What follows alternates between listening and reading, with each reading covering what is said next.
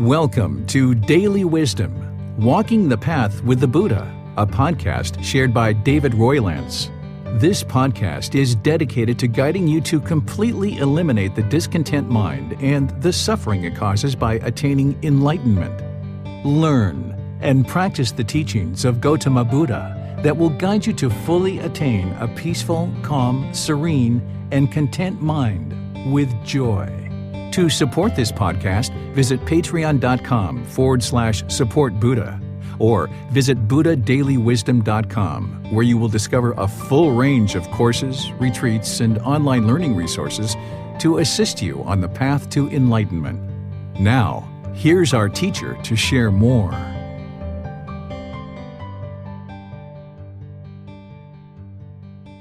Okay, good morning, everyone. I'm going to go ahead and get started by just welcoming all of you guys back. Welcome to Wat Tung Yu. Welcome to our class today. I know typically we start with meditation when we first start the class, but today what I'm going to do is I'm going to start teaching you first, and then we're going to do the meditation afterwards, because there's a new meditation that some of you may not have learned with me yet. And once I teach you this, then we'll actually do the meditation together. This is loving kindness meditation that I'm going to teach you guys. The loving kindness meditation is a technique that's going to rewire the mind to eliminate your anger, hatred, ill will, and all the lesser versions like frustration, irritation, annoyance, even negative self-talk in the mind. So what I'm going to do is I'm going to share with you how to do this meditation, and even sharing with you some of the words of the Buddha so you can have confidence that the Buddha actually taught loving kindness meditation.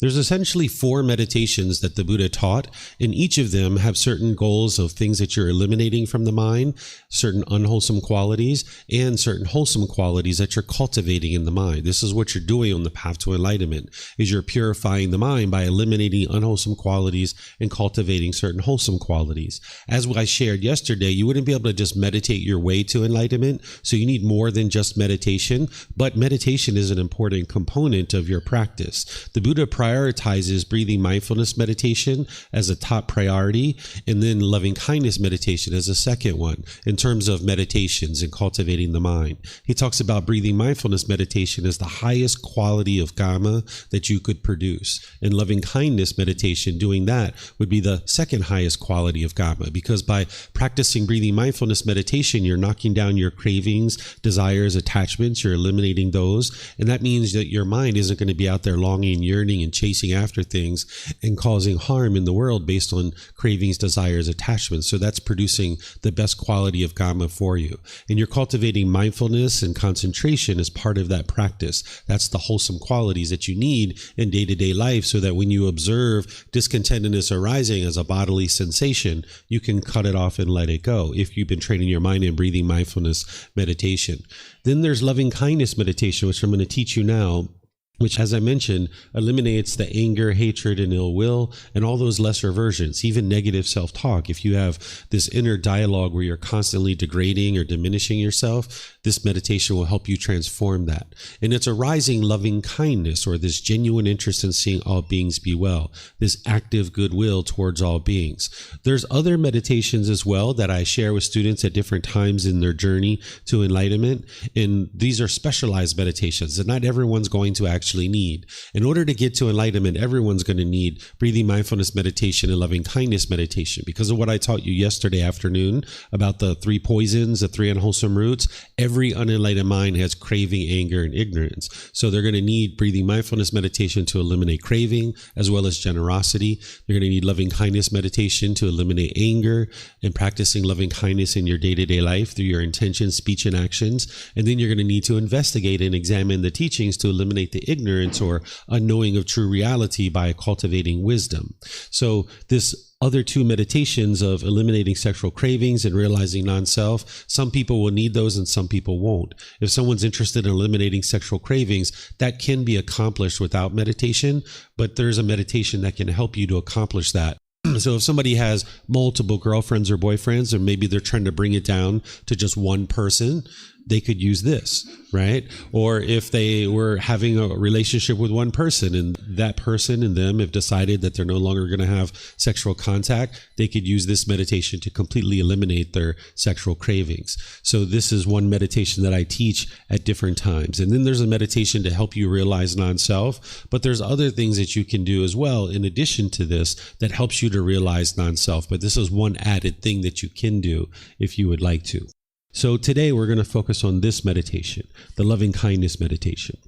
So first, let's talk about what loving kindness is. In Pali, some people refer to this as metta. You might hear people refer to it this way. What it is it's active goodwill towards all beings without judgment, where you're not judging others and trying to decide, do they deserve my loving kindness or not? Sometimes this is what we're taught, is that I'm not going to respect you until you respect me. Well, if everybody was practicing that, nobody would be respecting anybody, right? The Buddha is giving you a practice that everybody can practice. So if everybody was reserving their respect until somebody else respected you first, if everybody was practicing that, nobody would be respecting anybody. And the same thing with loving kindness. If everybody was judging others and saying, well, I'm not going to give you my loving kindness until you give me your loving kindness, right? Nobody would be having loving kindness for anybody, right? So you're not interested in judging others to determine whether they deserve your loving kindness. You're just interested in breaking through the wall and then practicing loving kindness, where you can have this genuine interest in seeing all beings be well, this active goodwill towards others. This is the antidote or the wholesome root or the remedy to this anger, hatred, and ill will. You're going to eliminate the harshness, the bitterness, the hostility, the resentment in the mind. That's what this meditation is doing. It's essentially rewiring your mind. You're like filling up your gas tank so that you can go out into the world and be more loving and kind through your intention, speech, and actions. And it's one of the Brahma Viharas, which we're going to be talking about this afternoon as part of the Brahma Viharas, or the 4 healthy mental states. This is one of those that are going to antidote certain symptoms in the mind, and I'm kind of describing some of those to you now. Then in terms of what the Buddha has taught around loving kindness, there's lots of teachings that he's taught, but here's just a few to help you see what he's talking about with loving kindness. If you remember back to right intention, which I taught yesterday, right intention from the Eightfold Path, which the Eightfold Path is the core central teaching of the Buddha. Under right intention, you saw the intention of renunciation, which is the willingness to give up and let go, get rid of those false beliefs and bring in wisdom, having an open mind. But then you have the intention of non-ill will. The intention of non-ill will is the same thing as goodwill. So if loving kindness is goodwill, then intention of non-ill will is to have the intention of loving kindness, or the intention of goodwill. And then you have the intention of harmlessness, right? But how could you practice the intention of non-ill will or goodwill if you didn't have a technique to actually produce it? So that's what the loving kindness meditation is doing, is helping you to develop the thinking or the thought or the intention of goodwill towards all beings. And then if you remember the 5 factors of well-spoken speech, which this is the way that you can have very wholesome relationships and harmonious relationships by practicing right speech and all the other factors on the Eightfold Path. The 5th factor is speaking with a mind of loving kindness. The opposite of that would be speaking with a mind of inner hate. If you had a mind of inner hate when you're speaking, that's what's going to come out, and it's going to produce unwholesome results, because whatever you put out, it's going to come back to you. So you're going to need to be able to practice where you're speaking with a mind of loving kindness. But again, how could you do that if you didn't have a technique in order to cultivate it and develop it in your mind so that then you could practice it through your speech? Here's something that the Buddha is teaching here, where prior to this, he was talking to his ordained practitioners, and he was teaching them the 5 factors of well-spoken speech. And he was teaching them to speak at the right time, what you say is true, speak gentle, speak beneficially, and speak with a mind of loving kindness. And he was reminding them that even though you're speaking this way, other people are going to speak the opposite. Other people are going to speak at the improper time. Other people are going to speak falsehoods. Other people are going to speak harsh. Other people are going to speak unbeneficially. Other people are going to speak with a mind of inner hate. And he says, okay, when this occurs, when people are speaking to you untimely, when they're speaking to you falsehoods, harshly, when they're speaking unbeneficially with a mind of inner hate, he gets to this. He says, herein, monks, you should train thus. Our minds will remain unaffected. We shall utter no evil words. We shall reside compassionate for their welfare, with a mind of loving kindness, without inner hate. we shall reside enveloping that person with a mind filled with loving kindness. And starting with him, we shall reside enveloping the all-encompassing world with a mind filled with loving kindness, abundant, joyful, immeasurable, without hostility and without ill will.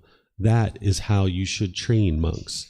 So he's saying, remain unaffected. You need to be able to train your mind where you don't have a craving or an expectation for other people to treat you in a certain way. If you have an expectation of how people should function or how they should act, you'll be frustrated when they don't do the things that you want them to do.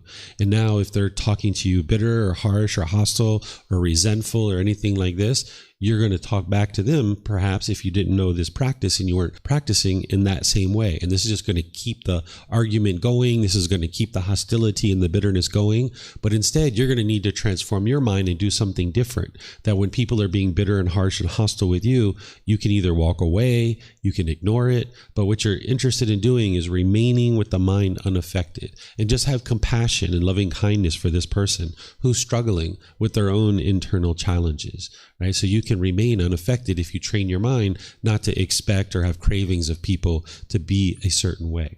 But again, how could you have this loving kindness with your mind filled and permeating with loving kindness if you didn't have a technique of how to do that? So that's what the Buddha is teaching you with loving kindness meditation. Here's some more words from the Buddha, specifically on loving kindness meditation. This first one, he's talking to his son, Rahula. Sometimes people think that the Buddha left his family and never came back. This isn't actually true. He left for 6 years in order to train his mind to get to enlightenment, but then he ends up coming back to the area where his family was, and his wife, his son, his stepmother, a lot of his cousins and people like this started ordaining with him. So he was around his family, and his son actually got to enlightenment. His wife got to enlightenment. His stepmother got to enlightenment. All these people were getting to enlightenment. So here he's teaching his son Rahula. He says, Rahula, develop meditation on loving kindness. For when you develop meditation on loving kindness, any ill will be abandoned. This is how a Buddha speaks. Very clear, very concise, very precise. You don't have to interpret that. You don't have to figure out what he means. He's just explaining to you, what did he do to get rid of this ill will? He practiced loving kindness meditation, because by the time you get to enlightenment, you don't have any anger, hatred, ill will, even the slightest dislike towards another being. And the way that he accomplished that is through loving kindness meditation. So that's why he's sharing it and helping people to understand what it takes to get to that enlightened mental state and eliminate this anger. It's loving kindness meditation. So he's just very clear, very direct, very concise, and very precise about how he's teaching. And then here's another one. He says, loving kindness should be developed to abandon ill will. Very clear, very concise, very direct. And then here's another one. So the Buddha was teaching during that lifetime, and there were other teachers who were teaching as well. And these other teachers were claiming that it was their teachings that led to enlightenment. And the Buddha knew that it was his teachings that led to enlightenment. And there were various students that were studying with him, and there were various students that were studying with other teachers. And sometimes the students of the Buddha would get together with students of other teachers, and they would sometimes eat their food together and talk and kind of compare notes of what one teacher was teaching versus another. People do that even today, right? They kind of get together and talk about what they've learned in different places. So when the students would congregate, they would kind of compare notes and share what their teachers were teaching them. So the Buddha is sharing with his students. He says, suppose they ask, meaning those other students from other teachers, but what, friends, is the reason unarisen anger does not arise and arisen anger is abandoned? You should answer, the liberation of the mind by loving kindness. For one who attends carefully to the liberation of the mind by loving kindness, unarisen anger does not arise, and arisen anger is abandoned. This, friends, is the reason unarisen anger does not arise, and arisen anger is abandoned. So, like right now, you're not angry, I don't think, right? You're maybe just sitting there. You just woke up. Maybe you're just like, okay, well, it's a new day. You're not angry. So you have unarisen anger. There's anger in your mind. If something happens, your anger will arise. That's because you have the mental object of ill will. If you have a certain craving that gets triggered, this anger is going to arise. So the Buddha is saying the way to make sure that that anger doesn't arise is to practice loving kindness, right?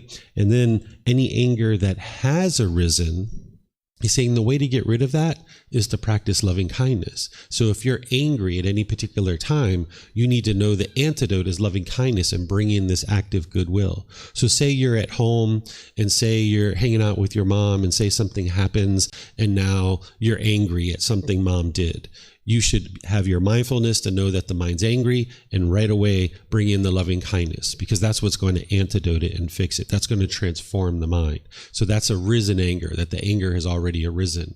But there's also this mental object of ill will that you got to break up. It's kind of like taking a jackhammer to it. That's what the loving kindness meditation is doing, is it's like taking a jackhammer to this ill will, this mental object, and you're breaking it up so that now you can clear it out of the mind and purify the mind of this mental object of ill will, because that can arise at any time. And when it does, that's where you may become unskillful in your intention, speech, and actions. And now you damage your relationships. This is what we've all done at different times as we've had anger and hostility and bitterness and resentment come up in the mind.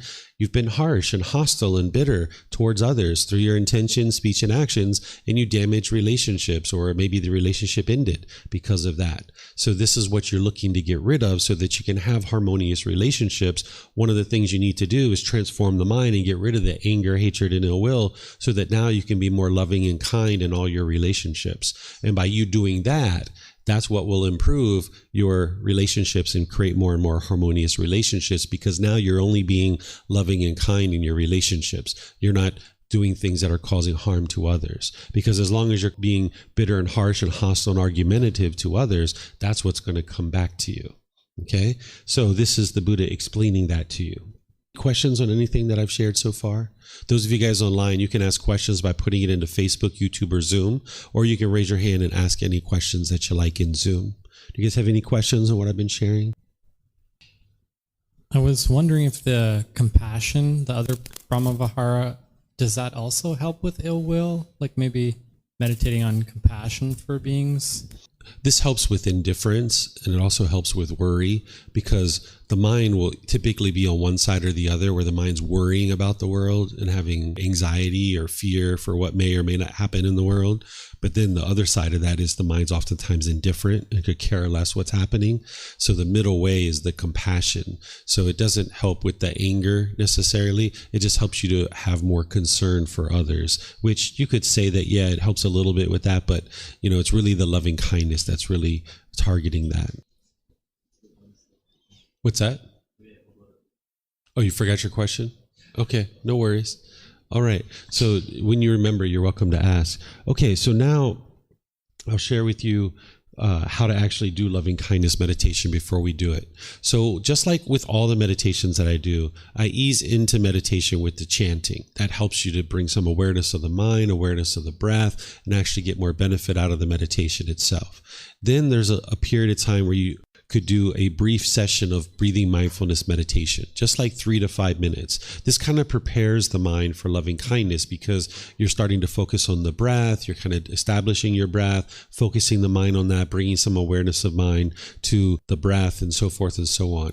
And now after about 3 to 5 minutes of breathing mindfulness meditation, you can move into the loving kindness meditation. And you'll hear me doing this affirmations. These affirmations are something that you repeat inside the mind.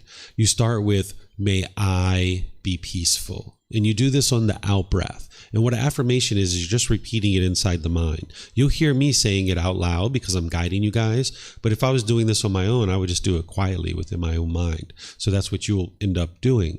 So I'll say, may I be peaceful. And then I'll breathe in. And then may I be safe. And whenever you get to your next out breath, you just repeat, may I be safe inside the mind. Then may I be well. And then may I be free of all discontentedness and the suffering it causes. So you start with this being who you are. Then you create these successive rings that get wider and wider and wider. Here I'm just putting 3 on here just for learning purposes, but you're going to need to put probably about 6, as many as probably 8, not more than that. And you're going to need to customize this for yourself. There are certain people that you have anger towards. There are certain people that you have loving kindness towards, right? And you would like to include some of these into your meditation. The way that some people like to structure this is They will do like a ring or two of people you already have loving kindness for, so that you can kind of bubble up your loving kindness. Then you do like a ring or two of people you're more neutral about, maybe like a neighbor or a coworker or something like that, to kind of bubble over the loving kindness into that person or that group. And then you include a couple of people that you do have anger towards, that you do have hatred towards. And then the very last ring is all beings. You're not interested in leaving anyone out. So while I'm going to do this with you guys, and I'm going to be doing these generalized statements, you'll hear me talk about like mom and dad, or friends and family, or things like this, or people who have caused harm and things like this. When you do this on your own, you would like to have, if you have anger towards Bob, you would like to say, may Bob be peaceful, right? And you would like to include Bob in your meditation. You're not trying to change Bob. You're not trying to do anything. You can't change Bob through your meditation. It's not possible. But you're putting Bob in your meditation because you're trying to transform your mind, so that now, having transformed your mind, when you're around Bob, you'll be more loving and kind. As you slowly do this each day, you'll be more loving and kind when you're around Bob. And this is what will transform your relationship.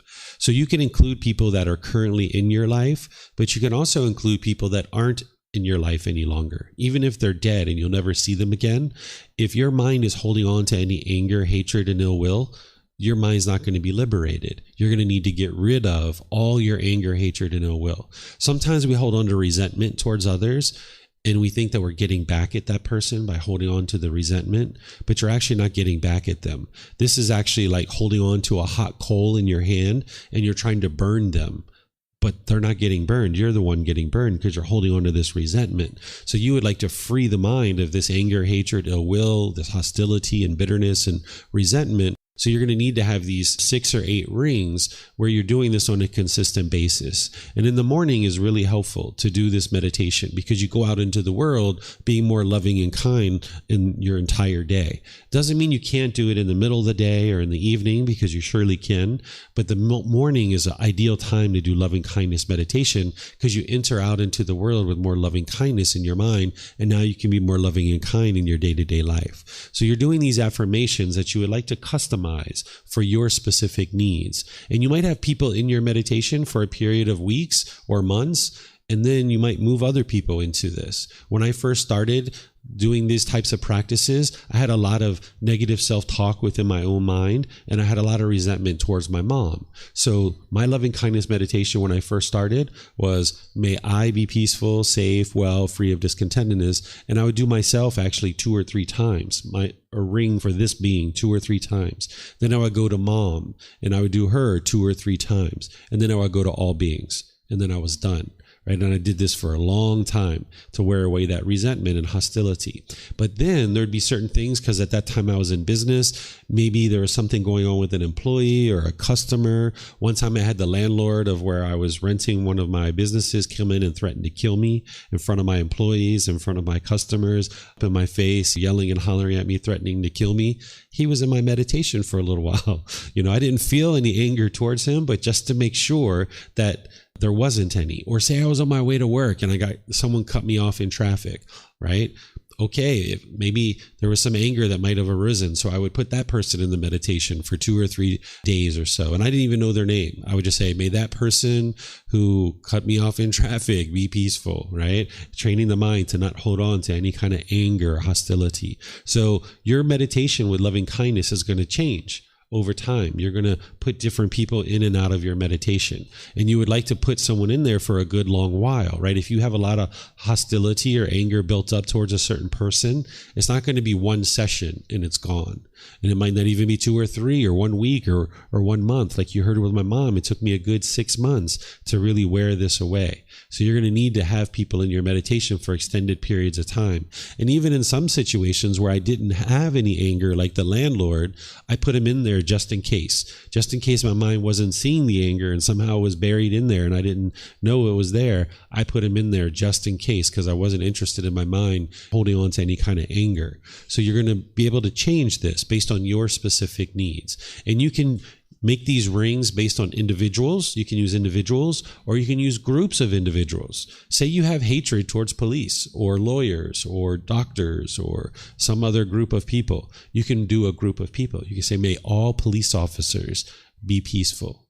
right? So this will help you to get rid of that hatred towards a person or a group of people or an organization or something like this. Okay, so any questions on the meditation? Yes. And by the way, after the loving kindness affirmations, we go back to a little bit of breathing mindfulness meditation, and then we come out with some chanting. So it's kind of like a loving kindness sandwich where we've got loving kindness in the middle, right? And then the lettuce and tomato is the breathing mindfulness meditation. And then the bread is like the chanting, holding it all together. Okay. So yes, ma'am. Yeah. So how does Buddha talk about how to loving kindness meditation? So in the Pali Canon, we don't have any guidance on what the Buddha did exactly for loving kindness meditation.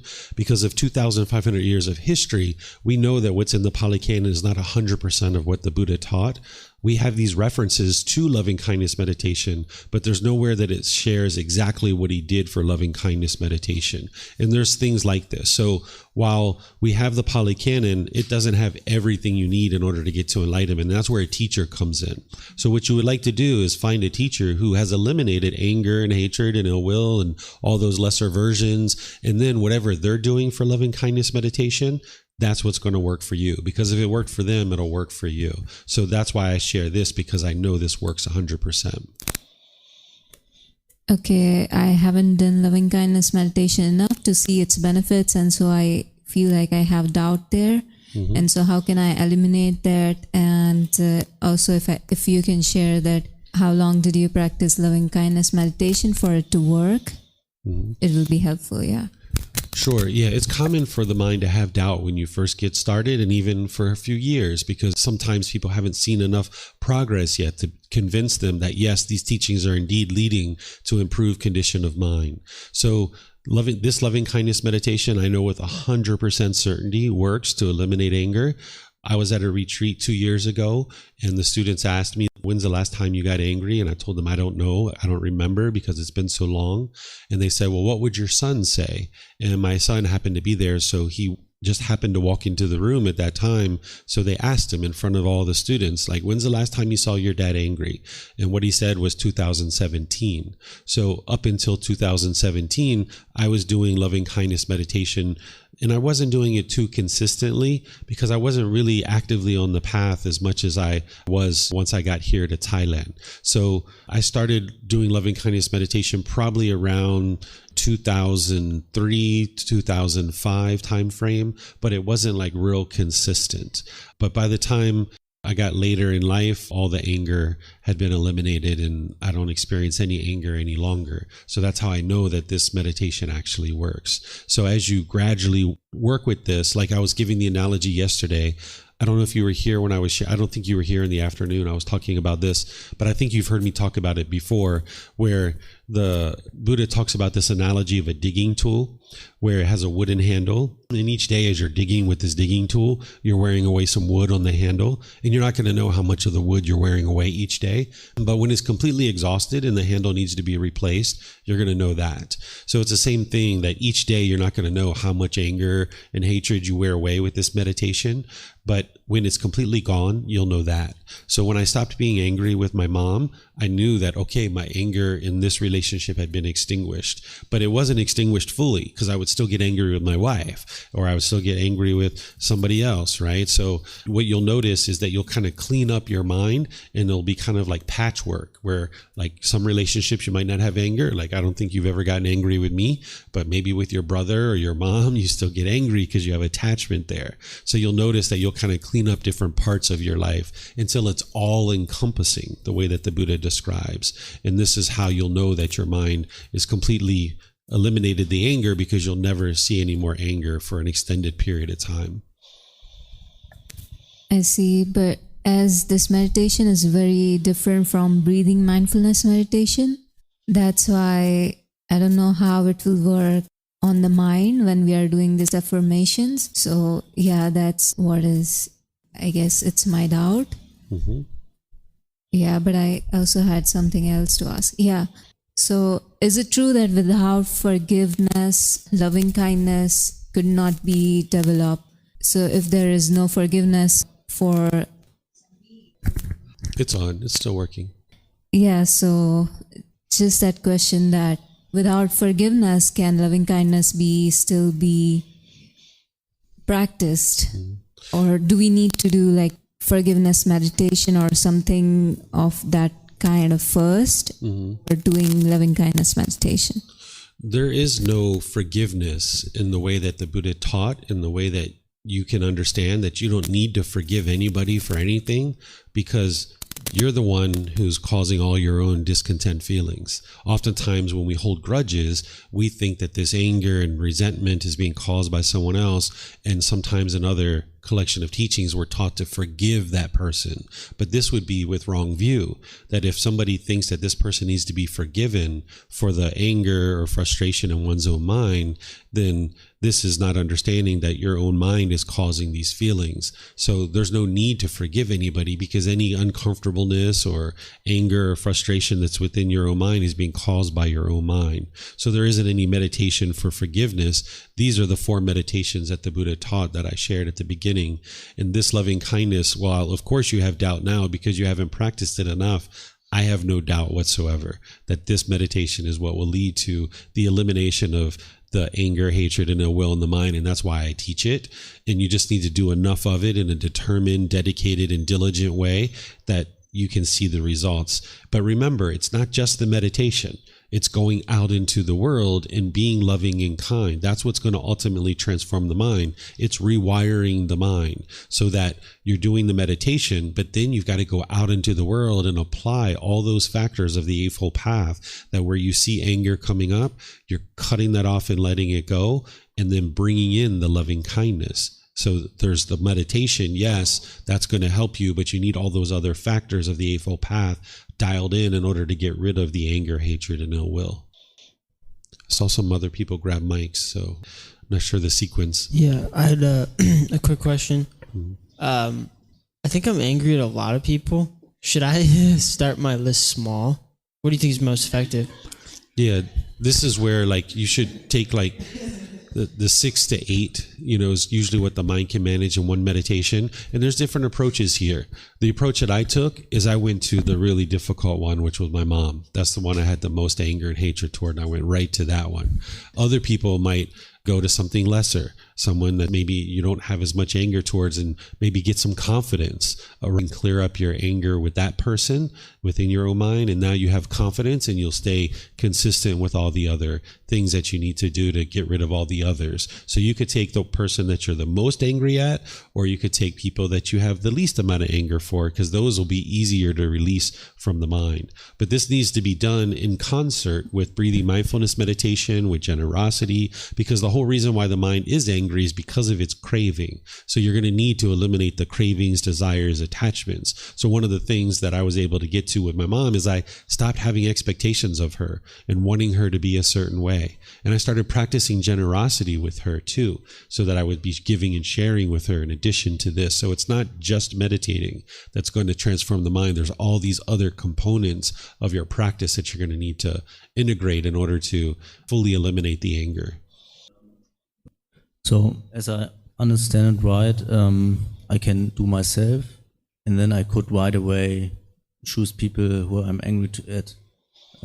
Because I did myself normally, then my parents, but I don't have so much anger, or I don't have anger at my parents right now. So I could right away go to people I'm angry at. Sure. Yeah. So remember right effort from yesterday with the Eightfold Path, where with right effort, you're preventing unwholesome qualities from entering the mind. You're eliminating unwholesome qualities that are currently in your mind. You're bringing in certain wholesome qualities that are not currently in your mind. And then you're supporting and encouraging certain wholesome qualities that currently exist in your mind, right? So there, you can apply this to your loving kindness meditation, that there's certain people you currently have loving kindness for. It's not maybe fully developed because you do maybe get agitated or annoyed or frustrated with those people from time to time, but nonetheless, you have some loving kindness, maybe your brother or your parents. So you'd like to put them in perhaps after you do yourself, then you would like to maybe include them as like your second or third ring. Then people that you're more neutral about, that you don't hate them, but you don't really love them either. They're just kind of more neutral about. But then people that you do have anger and hatred towards, you like to put a couple of rings of those people before you ultimately go to all beings. You're starting this with I, because you're not going to be able to have loving kindness for others if you don't have loving kindness for yourself. You need to have loving kindness for this being who you are. It always starts with that. So that's why you're starting with yourself, you're ending with all beings, and then in the middle, you could really structure it any way that you like. And I'm just giving you some guidance of things that you could potentially look at and try to work with. Because part of what this practice comes down to is not changing the teachings of the Buddha, but within something like this, within the structure of this, there's some flexibility and some customization that you can customize this. And that's where you need to be able to see what's working best for you.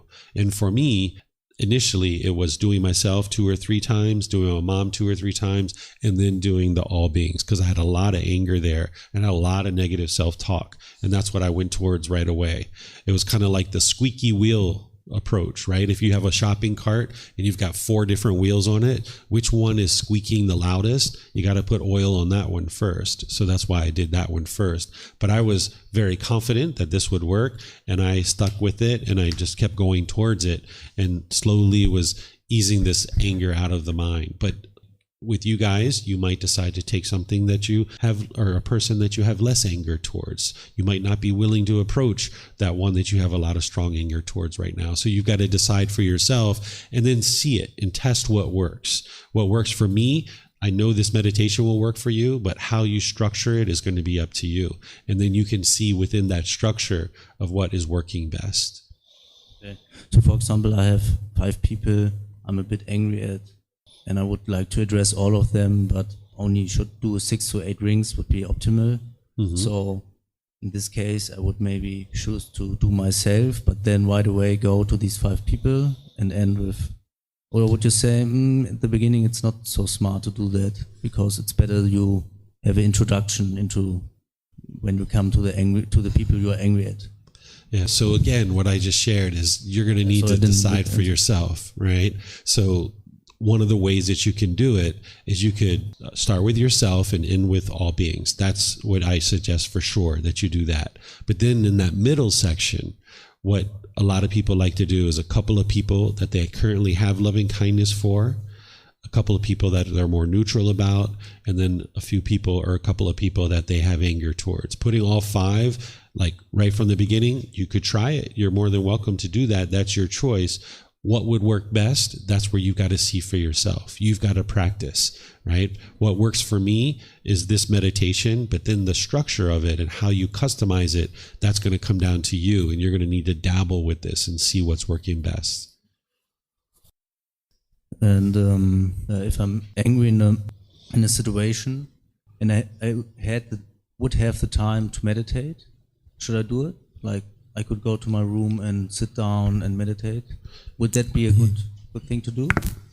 Yeah, so that's what the Buddha was saying, that any arisen anger can be eliminated and abandoned by practicing loving kindness. So say you're in the living room, you and mom are arguing, you could walk away from that, go to your room and do some loving kindness meditation. You could surely do that. And some people find that beneficial, but sometimes you might need to go for a walk first or ride a bike. So there's not like this one set permanent answer that says every time you're angry, go meditate. Right? That's not what you're interested in doing. You're interested in moving to this higher consciousness and be able to make wise decisions. The Buddha is not teaching you a decision tree that if this happens, do this. And if this happens, do this. That would be a permanent answer for every situation. You're going to need to observe your mind and see what would be best. So there's some situations where I was angry and I might have sat down and did some meditation like you're talking about. But there's other times where maybe I was so angry and so irate, the last thing I was thinking about was sitting down and being still, that I had to go outside and go for a bike ride or go for a drive or something like this. So you're going to need to make those decisions on your own based on the condition of your mind. And that's where moving to a higher consciousness and making wise decisions is part of this practice. And there's not going to be one permanent answer in these kinds of situations. Oh, yes, sir. I want to say sometimes the parents use it not real. For example, now you see me, it's very peaceful and very quiet. But in fact, I always I always feel very nervous and happiness. I want ask, like me now, whether faith meditation, because I always feel, because you look me, it's very peaceful and anything is okay. But inside, I always feel very nervous and anxious. Yeah, but I don't know how to make me peaceful. Yes, exactly. Sure. So this is what I taught yesterday. You weren't here yesterday, but it was recorded. So you could watch what I taught yesterday, which is the Eightfold Path. This is what you're going to need to learn in order to get to the peace and joy. This is a teaching of loving kindness meditation that plugs into what I taught yesterday. So you can go to our YouTube channel or Facebook page. In a matter of 3 or 4 weeks, 5 weeks, it'll be on our podcast as well. But I've taught it many times. It's called the Eightfold Path. There's books, there's audiobooks, there's videos. You're going to need to learn that inside and out. It takes about 2.5 hours for me to teach it, but you can access it from yesterday's class. Okay, thank you. And the next question is the loving kindness. Yes, for example, I'm from China, Shanghai, and I always busy. For my business, it's very, very busy. So I live alone. And some people see I have a lot of friends. Yes, I every day I connect everyone. Yeah, for business, for my job. But in fact, I feel very lonely. Yeah, yes, because I live alone and my parents not live with me.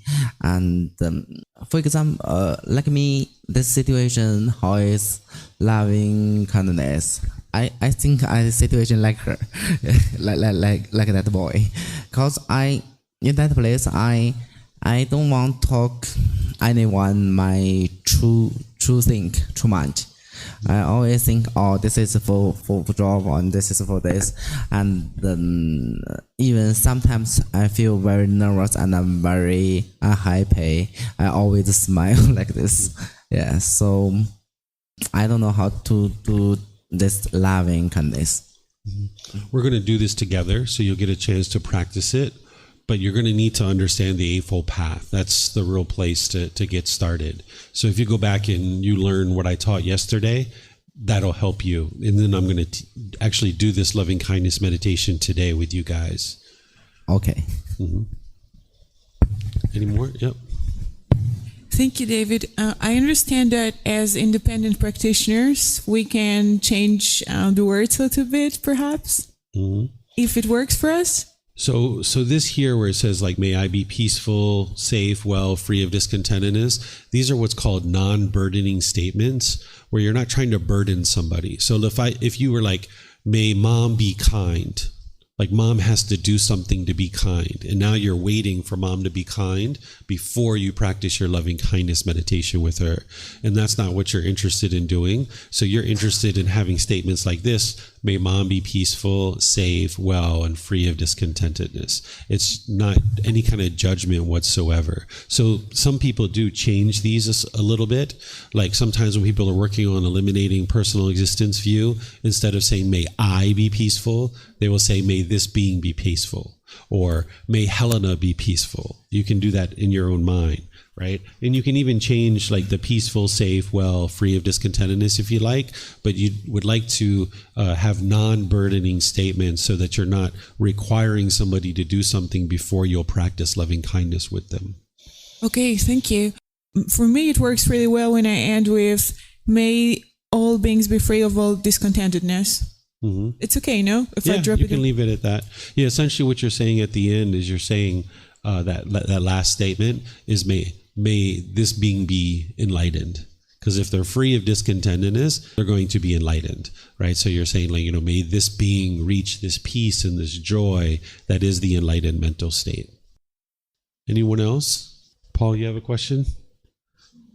Yeah, I just want to ask how much time it takes, like the part of the love and kindness meditation. In this. If you do about 6 rings and you do it the way that I do with the chanting, the breathing mindfulness meditation, the loving kindness, breathing mindfulness, and back to the chanting, this is about 20 to 25 minutes. If you put about 8 rings in there, you're looking at about 30-minute meditation, and that's what you're building up to.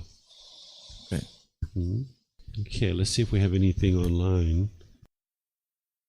Okay, I'm not seeing any questions anywhere else. So, all right, so what I'll do then is just invite you guys to do this together. As I mentioned, I'm going to use just very generalized affirmations that apply to all of us, but you're going to need to customize this. So I'm going to ease in with the chanting. I'll guide you in a breathing mindfulness meditation. Then there's going to be a brief period where there's just quiet for about 3 minutes or so. And then we'll come in with the affirmations. And then after that, I'll go back to some breathing mindfulness and then back to the chanting. So you'll get a chance to experience the structure of this meditation, but then you're going to need to customize it on your own. Okay. So if you guys would like to join along, we have chants over there on the table. For those of you guys online, the chants are on our website at buddhadailywisdom.com.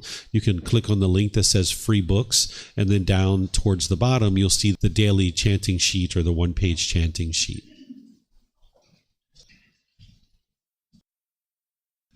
Arahang Samma Sambuddho Mahakeva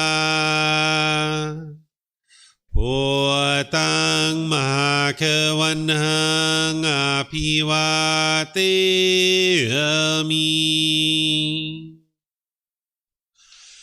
Savakato Mahakavata Dhammo Dhammang Namasami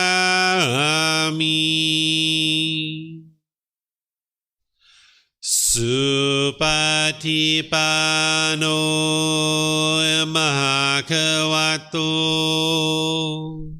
Savaka Sangho Sanghang Namami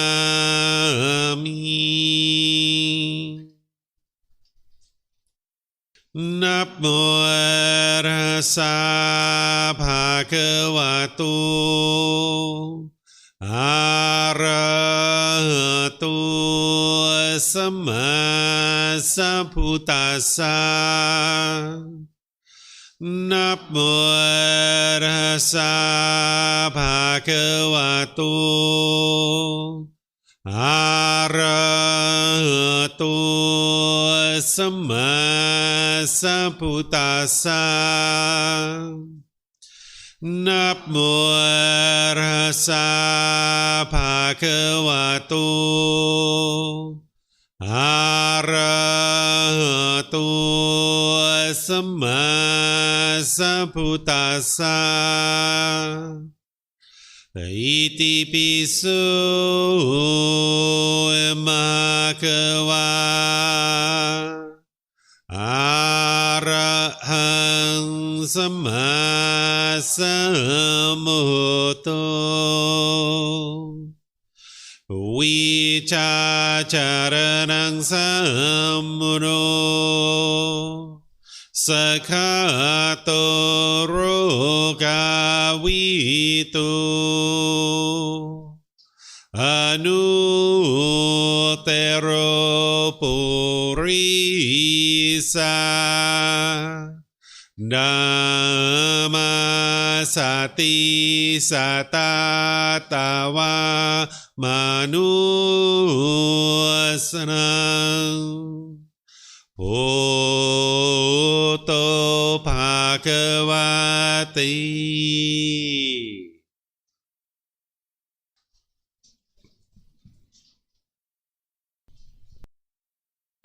Okay, with the lower body and hands and arms comfortable, and the upper body erect, just close the eyes and start breathing in through the nose and out through the nose. Here you're just looking to establish the breath. A nice, natural, steady, consistent breath. Not forced or controlled, just a gradual inhale through the nose, experiencing the full breath. And then whenever you're ready, exhale out through the nose. Breathing in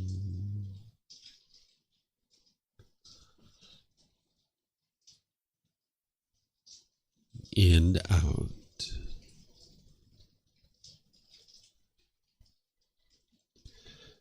Breathing in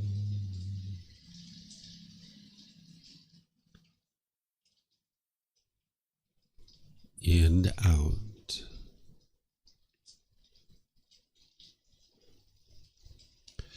Your breath may not match up with the guidance that I'm providing, and that's okay.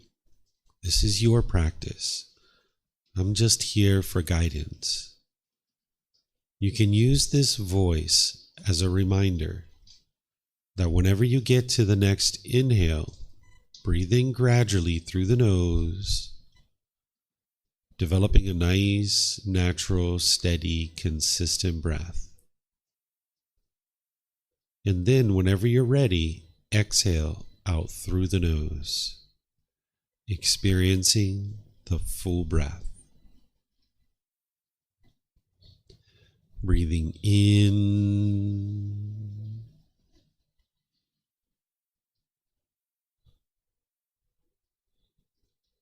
and out.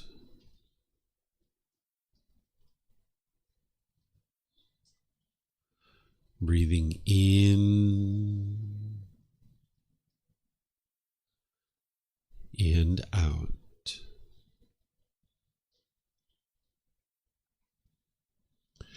With the breath well established, start focusing the mind on the breath, either the sound of the air coming into the nose or the sensation of air moving over the skin into the nose. The breath is the present moment. Fixate the mind on the breath, the present moment. Breathing in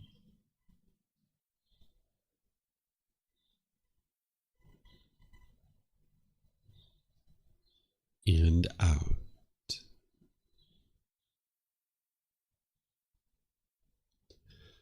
Breathing in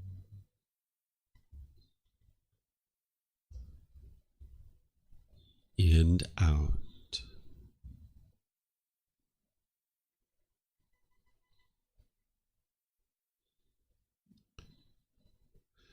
With the mind fixated on the breath, whenever the mind moves off the breath, cut that off, let it go, and come back to the breath, the present moment.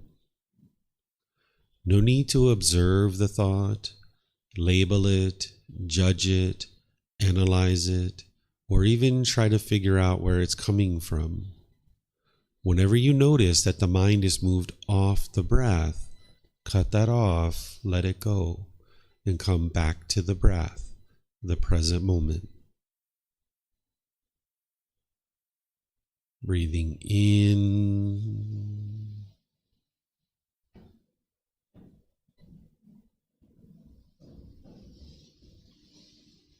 and out.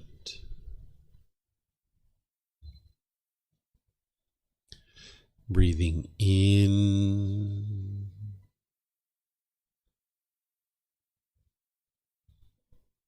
and out.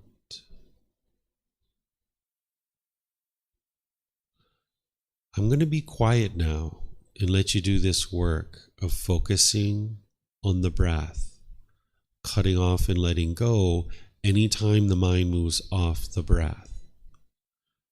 Then I'll be back with more guidance on loving kindness meditation. You have nowhere to go. There's nothing to do. No one needs you right now. This is your time to focus on the breath. Breathing in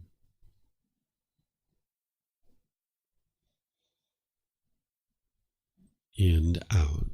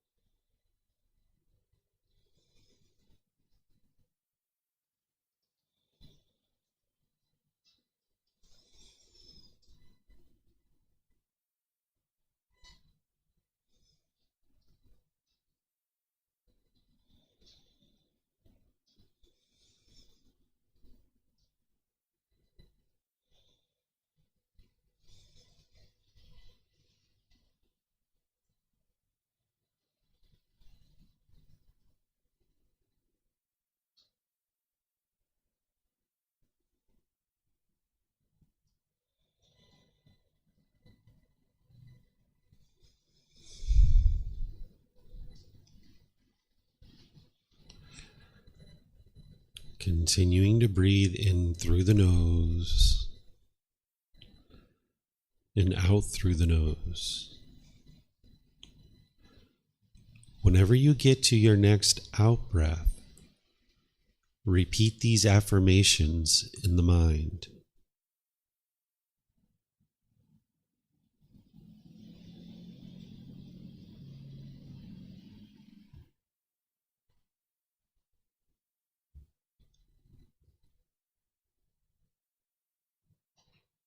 May I be peaceful.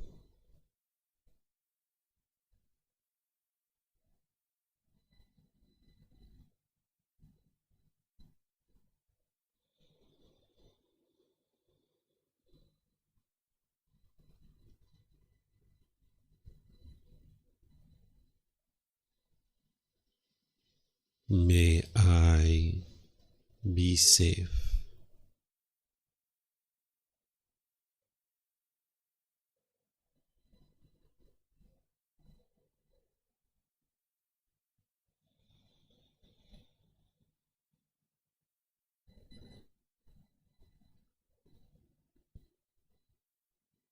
May I be well.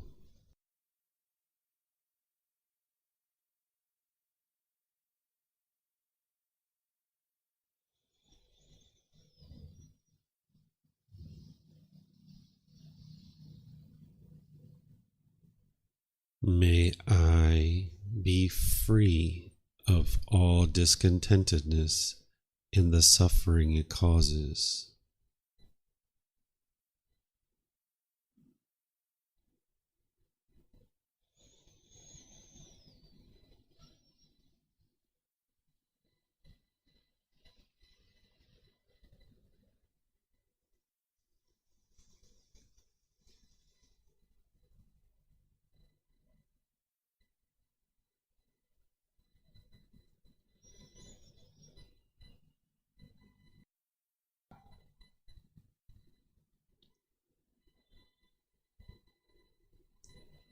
May mom and dad be peaceful.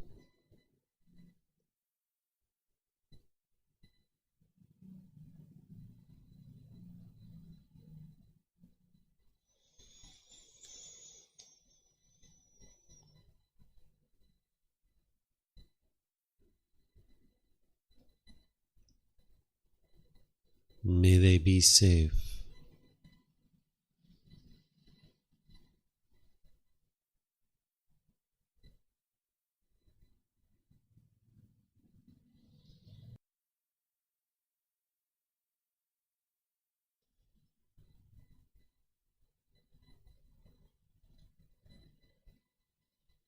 May they be well.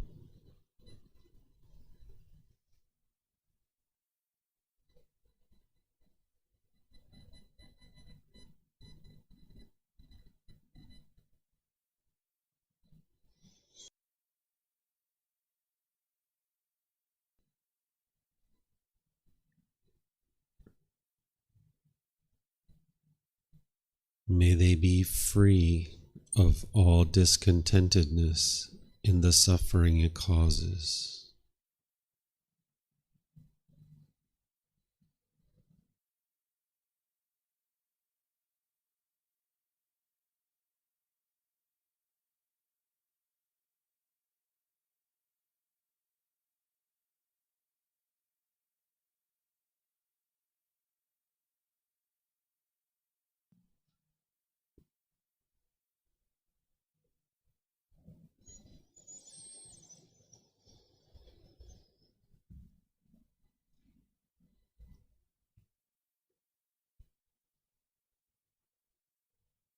May my family and friends be peaceful.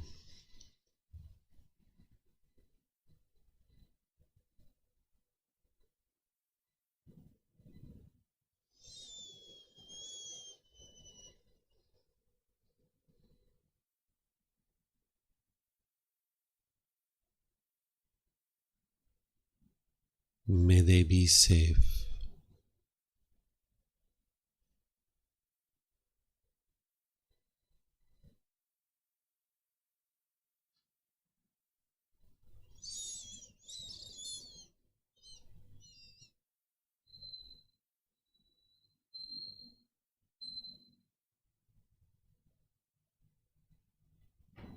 May they be well.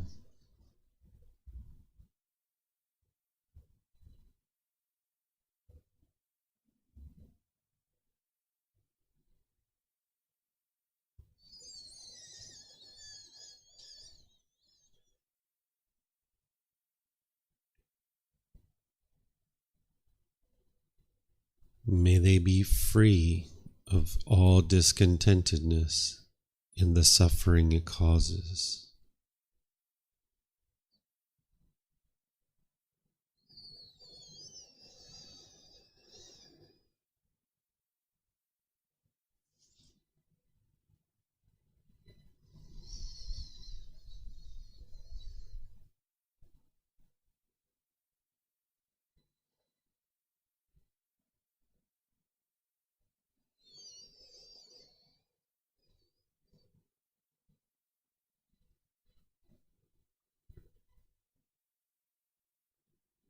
May all those who have harmed me be peaceful.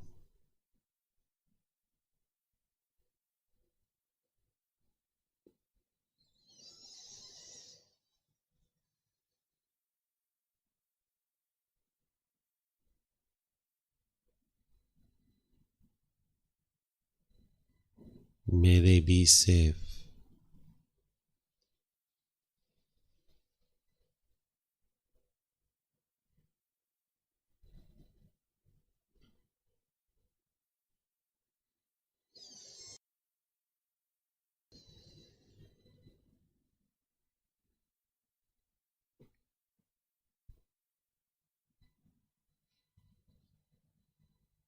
May they be well.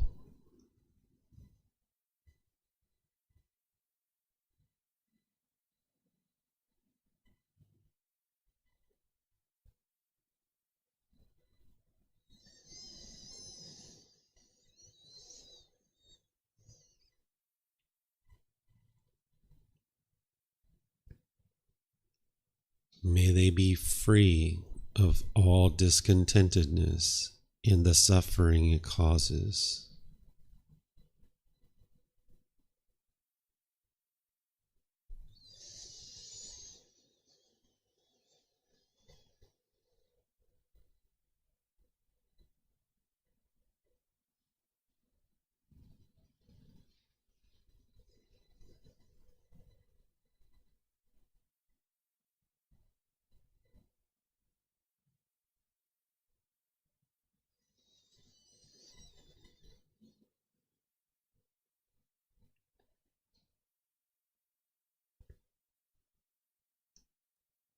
May all those who I have harmed be peaceful.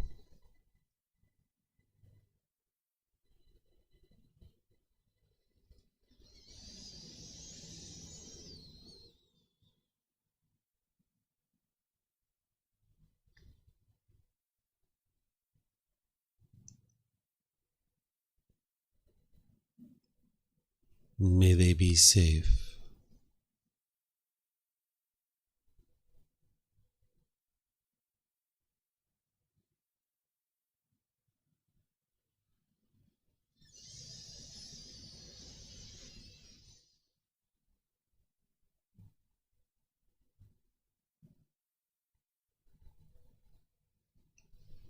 May they be well.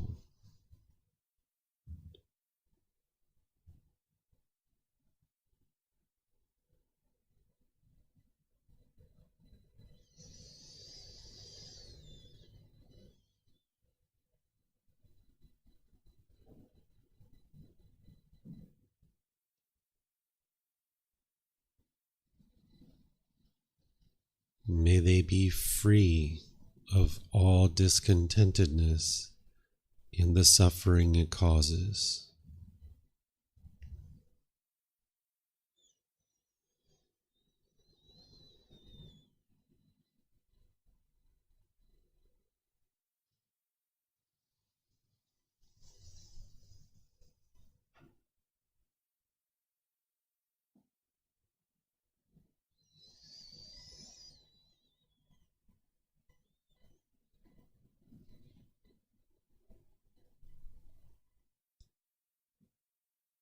May all beings be peaceful.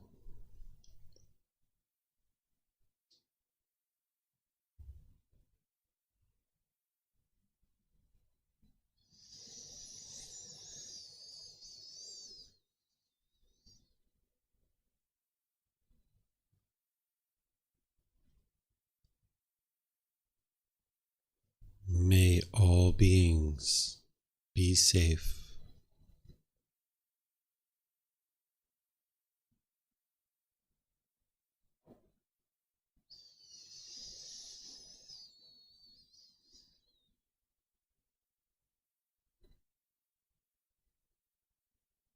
May all beings be well.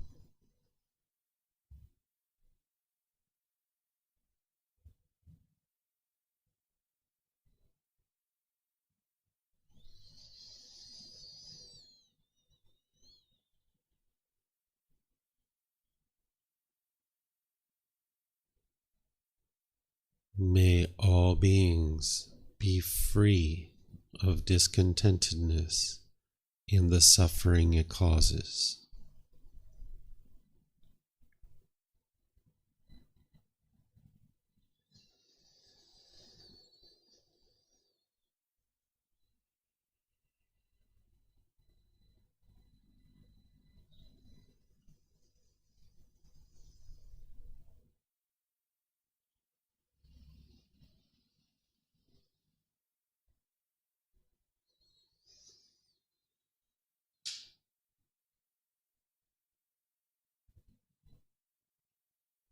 Now return back to breathing mindfulness meditation, focusing on the breath, cutting off and letting go anytime the mind moves off the breath. Breathing in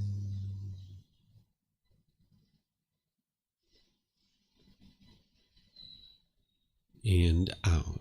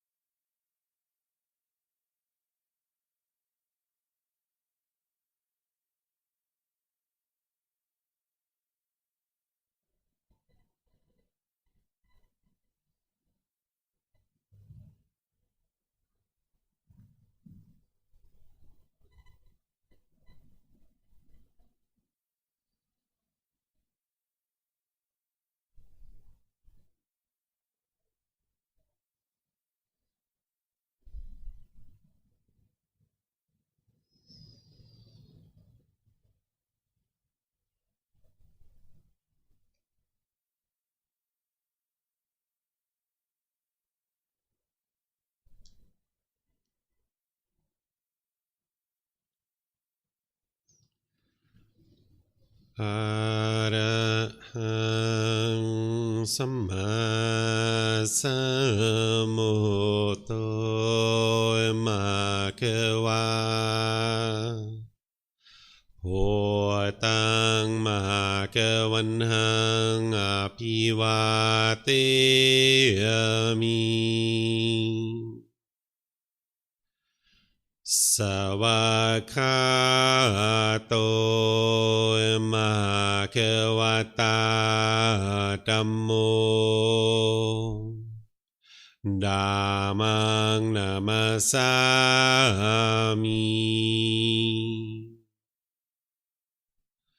Supatipano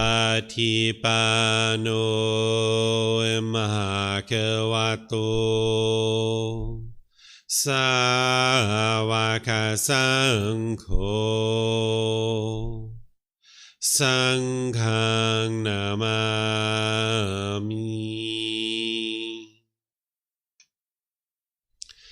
นะโมอะระหะสะภะคะวะโต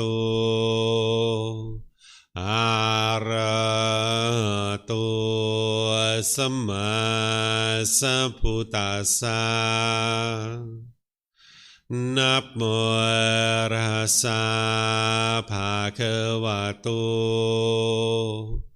อะระหะโตสัมมาสัมพุทธัสสะ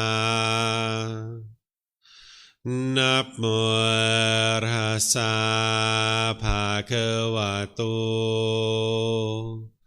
อะระหะโตสัมมาสัมพุทธัสสะอิติปิโสมะภะคะวะอะระหังสัมมาสัมพุทโธวิชาจารณังสัมมุโนสกขาโตโรกาวิตุอนุเตโรปุริสาดัมมาสติสัตตาตาวามานุสนังพุทโธภะคะวะติ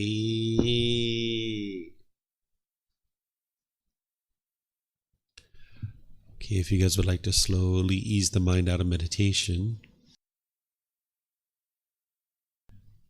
Okay, so just a couple of things to wrap up this topic is the breathing mindfulness meditation at the end of loving kindness meditation. What this is for is that sometimes when you're doing this loving kindness meditation, some anger might arise in the mind. You might notice this, and this is to kind of help you cut it off and let it go. There were times that before I started meditating, I didn't have any anger in the mind at that particular moment towards my mom. But then when I would go and do this meditation, it would start reminding me of the things that happened when I was a child and the things that I had anger towards my mom for. So some anger would bubble up in the mind. So that breathing mindfulness meditation on the backside, that's to cut that off and let it go so you can let it out of the mind and eliminate it. If you don't need that, you don't need to include it, because sometimes when you're doing this loving kindness meditation, you'll find that the loving kindness is permeating in the mind and it's coming up in the mind. And if that's the case, and that's where you're at the end of the loving kindness meditation, hey, just end it there, right? You don't have to do the breathing mindfulness meditation at the end. If you're developing loving kindness in the mind, this is unconditional love, which we're going to talk about tomorrow. You actually can't cut it off. So even if you tried to cut it off, you wouldn't be able to. So there's no harm in putting that breathing mindfulness meditation at the end, but that's there if you need it. The one at the beginning, it's really helpful to have that at the beginning because it kind of gets the mind set up for your loving kindness meditation. But at the one at the end, you decide for yourself whether you'd like to include that in there or not. Okay. What you're doing here is you're rewiring the mind so that you can be more loving and kind, so that when you interact with these individuals or when thoughts of those individuals come up, maybe they're dead and long in the past, you don't have anger, hatred, and ill will in your mind. I'm 100% confident that this meditation will work for you, because if it worked for me, it'll work for you.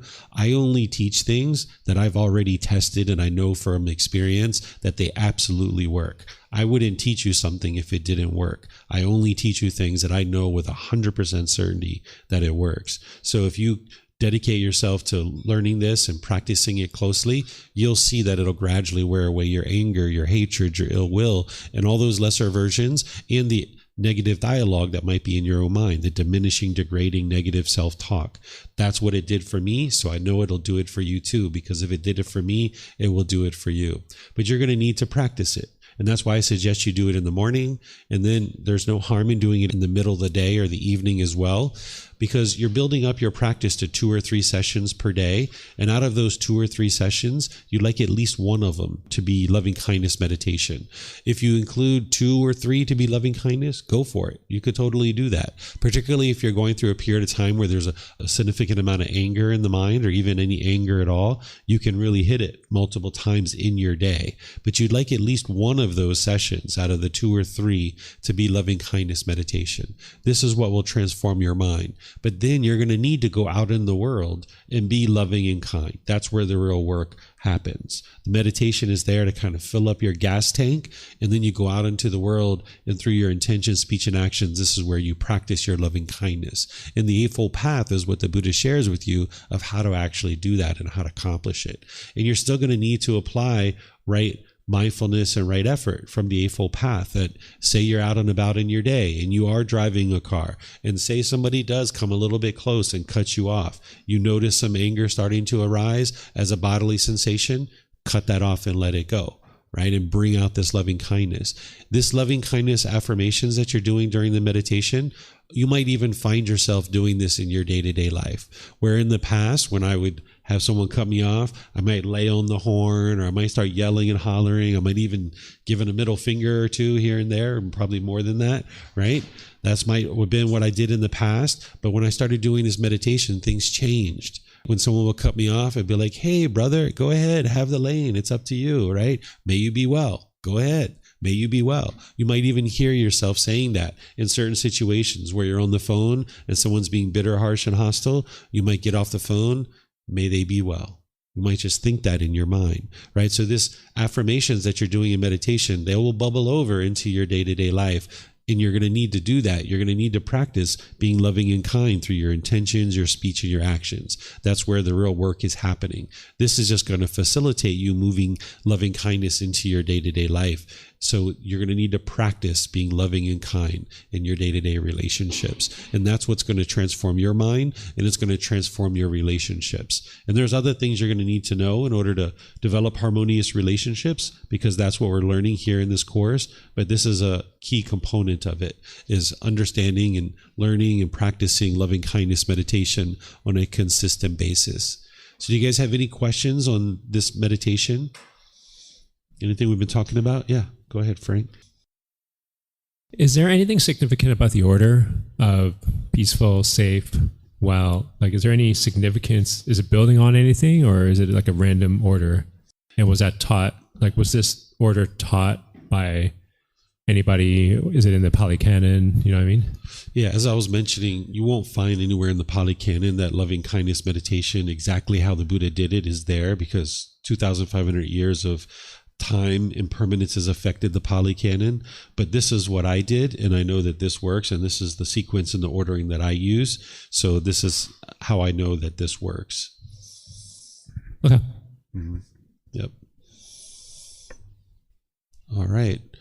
So I'm not seeing anything else. So it's basically about 10:30. So let's take a 15-minute break, and we'll start up at 10:45. And what I'm going to teach you guys at 10:45 is the next part of the course, which is identifying cravings, cultivating non-craving, and analysis of the mind. This is where I'm going to teach you how to go in and surgically remove some of these cravings, desires, attachments, because what I've been teaching you so far in the Eightfold Path is how to generally train the mind to work towards eliminating cravings, desires, attachments. But you're going to need to develop this introspection and being able to look inward and trying to identify what is the exact craving, because breathing mindfulness meditation and generosity is providing this generalized training. But this technique that I'm going to teach you here is going to be able to help you put together a plan to go in and actually almost surgically remove it in about 80 or 90% of the cases. So enjoy your break, and then we'll come back together at 10:45 and I'll teach you guys this topic.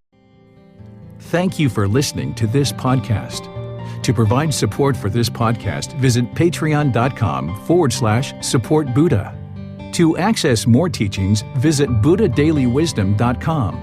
There, you will discover a full range of courses, retreats, and online resources to assist you on the path to enlightenment. Remember to establish a daily, consistent meditation practice, along with learning and practicing these teachings. A well-developed meditation practice is the foundation in which to train the mind to attain enlightenment.